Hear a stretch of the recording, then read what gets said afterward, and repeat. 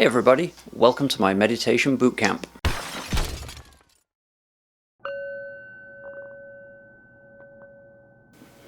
Welcome to part 3 of this meditation bootcamp series. This section is all about physical relaxation. In the previous section, we learned that the mind puts a lot of physical stress on the body through tensed muscles and through the release of harmful chemicals that are designed to keep us alive in dangerous situations, but are unnecessary the majority of the time. We also learned that the first part of successful meditation is to relax the body fully and release all of that stress and tension so that we calm all of the senses. So before we learn how to calm the senses down, let's see how our senses work. So we're all familiar with our senses: sight, sound, touch, smell, taste. We use them every day without giving them a second thought. But have you ever taken the time to figure out how our senses actually work? Our bodies are constantly receiving information about the world around us. They perceive the world through vibrations, and each of our senses is optimized to detect a certain frequency range. Our eyes, for example, detect frequencies in the visible wavelength, and the specific frequency determines what color we see. The light enters the eye, where it is converted to an electrical signal that goes to the brain. But it's what happens when that signal gets to the brain that's important. When the signals are received at the brain, the mind interprets those signals and creates a vision. So you're not actually seeing the world outside your body, but you're actually perceiving what your mind is telling you is outside the body. So if I look at something that's red light enters my eye, that gets converted to an electrical signal and is sent to the brain, and then the mind interprets that frequency and shows me what the color red is. So again, this is a fundamental understanding, is that it's your mind that is interpreting the world around you based on the frequencies that it receives. So simply put, the world around you is vibrating, and each of the senses in our body detects different frequencies of vibration and passes those signals to the brain, where the brain, or the mind, interprets all of that information and builds a picture of what is going on in the world around you. Sound works exactly the same way, although in some ways it's a little bit easier to understand. Sound is simply vibrations in the air passing from molecule to molecule until they eventually reach your ear, where the vibration resonates hairs within your ear canal. And as those hairs vibrate, those get converted to electrical signals that get passed to the brain. So once again, you don't actually hear a sound, you receive vibrations, and it's your mind that creates the sound. Smell, taste, and touch all work the same way.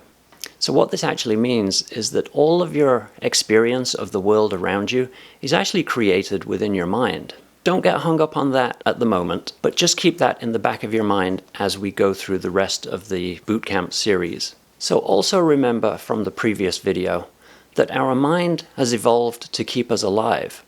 Our bodies are constantly receiving a stream of information from all around us. All of our senses are providing that information constantly. But it's our mind that interprets that and draws attention to signals that it perceives are a threat. So it's basically whatever screams the loudest will get your attention. Now, how does the mind do that? Well, it would be totally overwhelmed if it passed every single signal to you and got your attention. So what it does, it looks for differences in the signal or changes. So for example, movement, such as a tiger walking through the forest ahead of you, gets your attention because your mind is looking at the overall scene and it sees a change as the tiger moves. The same with a loud noise. It gets your attention because it's a change from what has been previously registered. Have you ever noticed how background noise just disappears completely?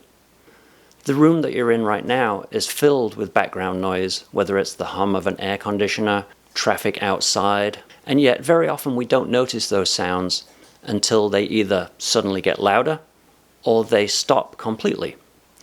So as a really good example of that, if your hand is at roughly the same temperature as the air around it, your mind doesn't even really notice it. unless you consciously focus on your hand.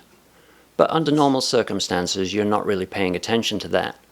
But if you suddenly put your hand on a hot stove, your mind would notice that change instantly and alert you to that fact, and all of your attention goes to your hand, which is now in danger. Holding an ice cube would have the same effect. It's such a drastic change in temperature that your mind notices it straight away and draws your attention to it. Your skin isn't good at measuring the actual temperature. You can't rest your hand on a countertop and say, that feels like 74 degrees Fahrenheit. But when you place your hand on the counter, you can tell whether it feels hotter or colder.